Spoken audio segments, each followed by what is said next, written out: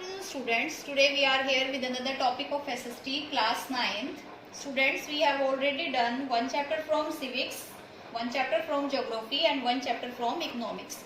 Now we are going to start economics again, second chapter people as resource.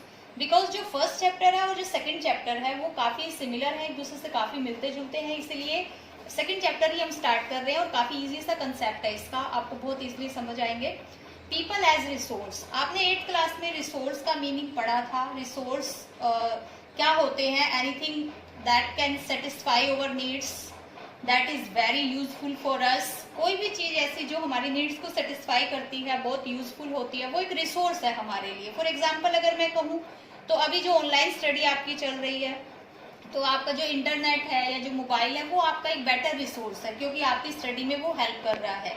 तो हम topic क्या है, हमारा चैप्टर क्या है? पीपल एज रिसोर्स, यानी कि जो किसी देश की जनता है, पॉपुलेशन है, वो एज रिसोर्स कैसे है, यानी कि वो कैसे यूजफुल है किसी देश के लिए। मैं स्टार्टिंग चैप्टर स्टार्ट करने से पहले आपको जापान का एक एग्जाम्पल देती हूँ। जापान एक ऐसा देश है, आपकी बुक में भी थोड़ा सा क्लैरिफाई किया गया है उसको।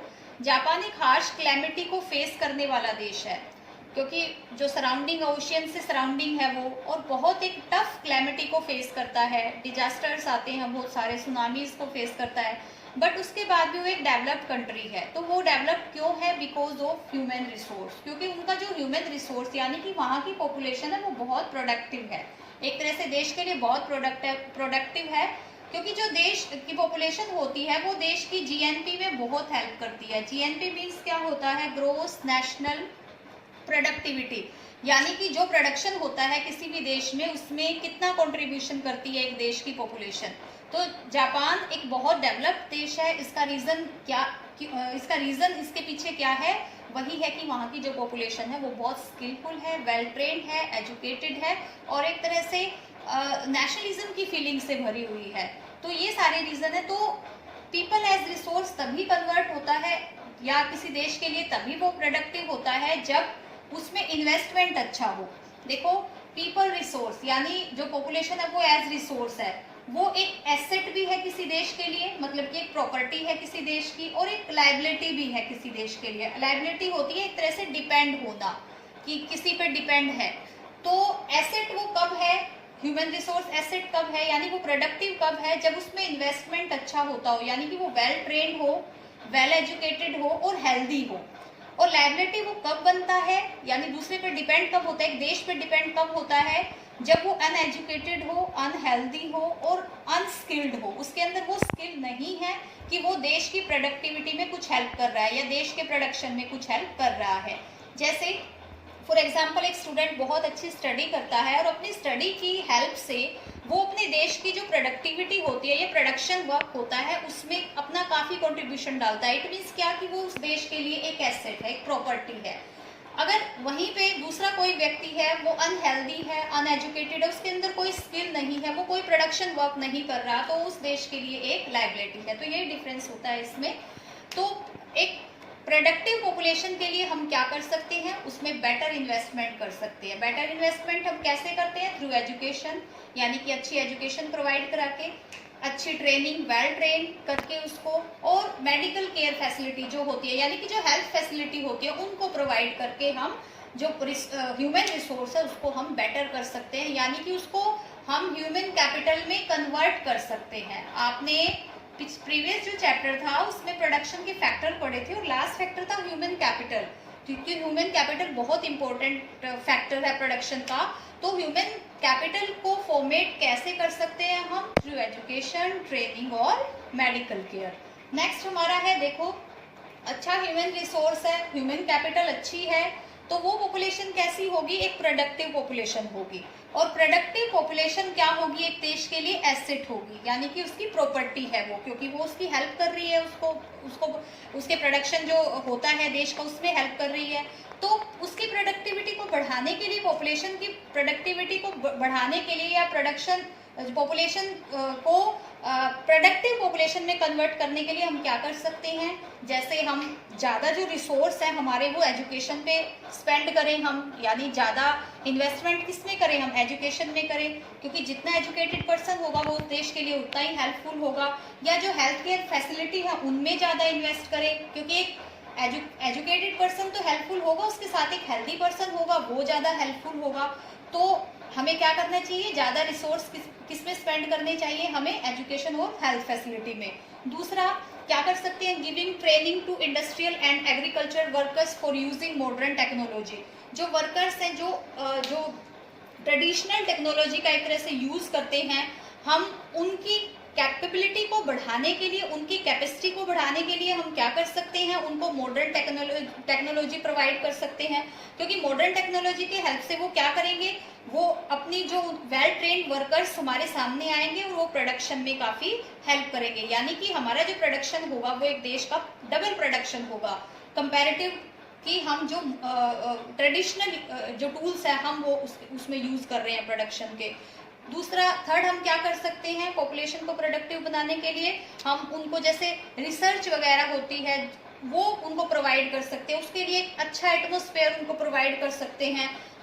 रिसर्च के लिए हम उन्हें एक अच्छा एनवायरनमेंट प्रोवाइड कर सकते हैं, बेटर फैसिलिटी प्रोवाइड कर सकते हैं। तो ये सारी चीज़ें प्रोवाइड करके हम क्या कर सकते हैं, पॉपुलेशन को प्रोडक्टिव बना सकते हैं। और प्रोडक्टिव पॉपुलेशन किसी देश के लिए क्या होती है, उसकी वो प्रॉपर्टी होती है। अब जो ह्यूमन कैपिटल फॉर्मेशन है, यानी कि जो ह्यूमन एज रिसोर्स है हमारे पास, अगर हमने उसको कैपिटल में फॉर्मेट करना है, एक तरह से उसको अच्छा बनाना है, प्रोडक्टिव बनाना है, तो उसमें एजुकेशन और हेल्थ का बहुत सबसे ज़्यादा रोल प्ले करती है। एजुकेशन और हेल्थ, जैसे कि स्टार्टिंग में मैंने बताया कि एजुकेशन और हेल्थ फैसिलिटी जो है एक तरह से इन्वेस्टमेंट है। तो एजुकेशन अपना क्या रोल प्ले करती है, role of education in human capital formation, ये बहुत इंपॉर्टेंट क्वेश्चन है दोनों, ये हमेशा 3 मार्क्स में पूछ लिए जाते हैं कि role of education and health in human capital formation. तो एजुकेशन का क्या रोल है, देखो education helps the human to realise their full potential.